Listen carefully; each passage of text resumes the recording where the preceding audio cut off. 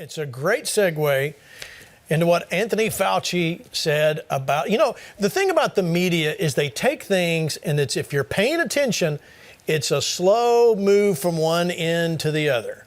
And if it takes programs like this that scours the internet and finds headlines to show you just how Anthony Fauci talked about where the efficacy of the vaccine mandate starts and where it ends. You're going to like this. Watch.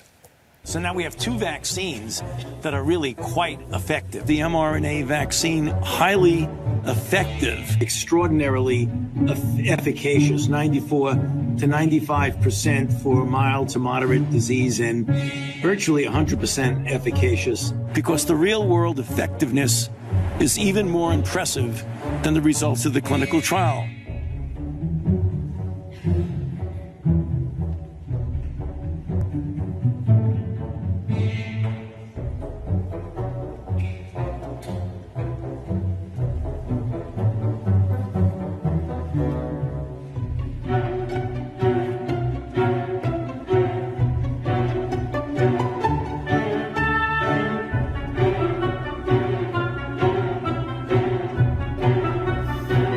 All right, now watch this as it goes, guys.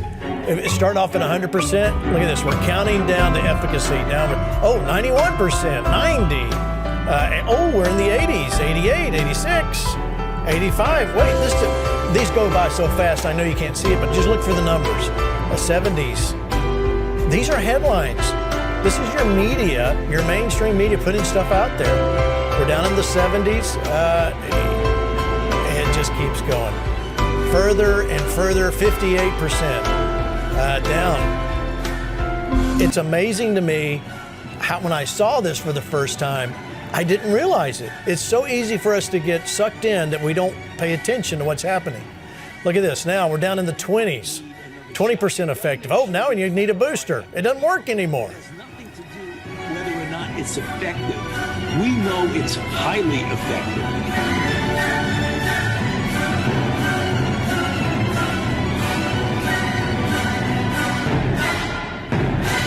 Highly effective.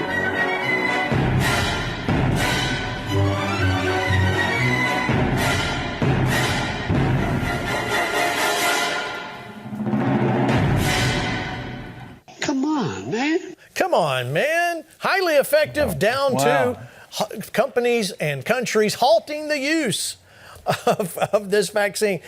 Ladies and gentlemen, don't get mad at me. That's what they're reporting. That's what's going on out there. We've got, let me go to Dutch. I need to get you to weigh in here, Dutch, on what you see. I mean, when we see pastors standing up and we look at videos like that show the vaccine mandate, it really does tell the story. It does. And I was sitting here thinking about, I was with Chuck Pierce a week and a half ago, and he gave a word. He saw a vision over the meeting. It said circuit. And then he heard the Lord say, I'm about to recircuit people, and I'm going to recircuit this nation, and I'm going to pull out old circuits and put in new. And then he starts interpreting it and prophesying, say people are going to start thinking differently. I quizzed him on it later. He said God's going to pull the plug on some of the lies and some of the things that are being released over this nation since 2019, he said. Then he went on to say, I said, well, can you expound on this? And he said, yeah, a part of this is going to cause people to start making a stand. He said the one or two incidents where you've seen a company or a person rise up and say, I'm not going along with this mandate. He said that is going to intensify now, and America is going to start making a stand and say, we're not going to put up with this anymore. And then he said, God's going to literally pull the plug on the evil that has been ruling this nation and recircuit it. This is what I see happening. God is changing the way this nation is thinking. God is about to move in incredible ways. He's moving in the church. He's moving among the lost, like Mario talks about it. He's moving in government. And God is about to act in extraordinary ways. We have hit a point in time where the turnaround is beginning big time. It is turning around, and I love it. I love seeing pastors stand up. And Pastor Hank, I'm going to get to you. But before I do, I want to show you what the pastor here at EMIC, Pastor George Pearson, said. Just a quick clip from Sunday's message. Watch. First of all, the Lord said, break up the syndicate. Break up the syndicate. Ah, that's interesting. Can we do that in prayer? We can. We certainly can. We can drill down deep into the depths of this thing and get it exposed, get some things taken care of. So he said, I want you to pray over that. I want you to continue to stand over the corruption that has come into this nation. We've prayed over it before, but this is where we take our stand. We don't move, we don't shift, but we continue to believe that those things that are hidden, they will be revealed, they will be uncovered. And we will see some things lined out as we pray together. Don't underestimate the power of the church and the body of Christ. Don't underestimate the power of the church. Don't underestimate the power of prayer. Don't underestimate the power of faith. Because the power of faith will move whatever mountain of corruption there is. Those are strong words, Pastor Hank, from a pastor, but yes. I know you are the same way. Pastor George was really going after it there. I want to hear, I've watched your messages some after church and been able to tune back in on demand and see what you said. You've had some phenomenal messages there, and you're really taking some bolder stands than I've ever seen you take.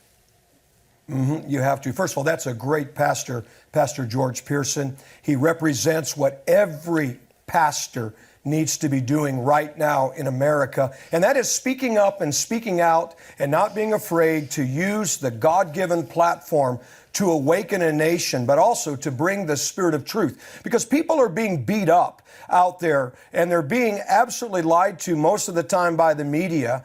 So we need to, as preachers, be the ones that are standing up and declaring boldly the truth and empowering our people so that they can go out into their sphere of influence and make a difference. But I'm going to tell you what's really happening. And Pastor George brilliantly said it. He said, listen, don't underestimate the church. Don't underestimate the power of prayer. And something is happening. And I remember, Pastor Gene, years ago, before the Tea Party was ever on the scene, there are documented prophecies that God prophesied that we would have a Tea Party that would arise in America that would be a sign. Right. And it would be as in the days where they threw the tea in the harbor. And he said, when this Tea Party arises, something else will begin to affect the United States of America, and it will be called a righteous rebellion. And this righteous rebellion will come when people have said, we've had enough. I believe those prophecies are being fulfilled right now, but listen to me, those of you that are in fear, you are listening to the doom and gloom, you're listening to the news, you think that this is the norm, or it's always going to be this way.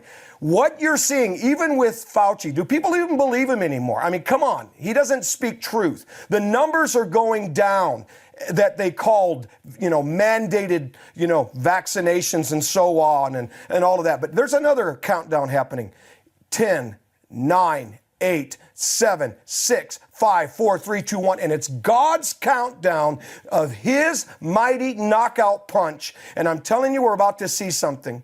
We're about to see not only a pushback, but a put it back. And we are in the middle of what Dutch said, a great recircuit, but a great reset that will involve reversals, removals. But watch what the Lord does. He has not forsaken us. We are about to see the greatest days of celebration coming, and they're coming fast. Hey, they are coming fast. Mario, we see things coming fast. And I know we've been calling out pastors and encouraging them to stand up from the beginning almost of this program. To stand up and take your place. We're beginning to see the fruit of that. We are. We're watching it. The moment we're in reminds me of when Esther was going to tell the king Haman's plot to kill the Jews. Haman found out about it. He's at the banquet. The king leaves the room for a moment, and he goes crazy in trying to appeal to Esther one last time. He goes crazy and ends up being executed for that last moment. That's what the left is doing, the stupid things now. They're pouring gasoline on the fire. The most vivid example of that is to say, okay, now we want to look at every check that's written for $600 or more to see if anybody's not paying their taxes. That is an insane invasion of privacy. The next thing is is to tell soccer moms that they're terrorists. I can't think of anything better. If you want to end your movement, if you want to, as Lance says, serve a rat sandwich, that is it right there.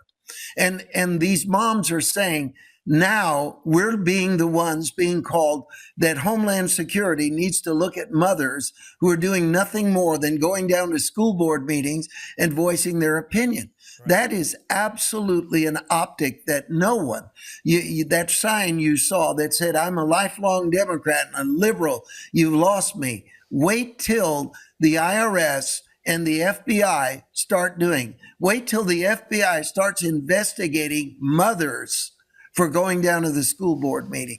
You're going to watch a firestorm that is unprecedented in American history, the backlash that's coming. Yeah. And I believe God's in it. God's all over that. Yeah, we're seeing it. And, you know, this is a time we're seeing some things move. And so you need to be encouraged, ladies and gentlemen.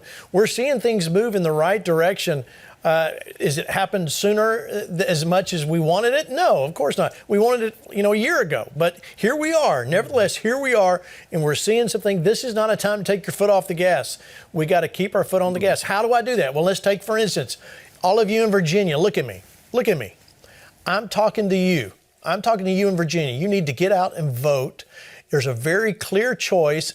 I don't really like either one of these candidates, Youngkin or McAuliffe, but let me tell you, there's one that has come out boldly and said, parents, he wants to take your rights from you and keep those in the church. And keep those, in the school. I said the church. He wants the school to make decisions about your children. Now, he's panicking. Right now, I heard as we were about to tape this program or record this program, that he is concerned because some of his own comments are coming back to haunt him when he's talking about the schools making the decisions for your children. This is where you've got to keep it out. If you haven't voted, dear Lord, please go vote and vote for the right person. This is a matter of life and death. It really is a matter of life and death.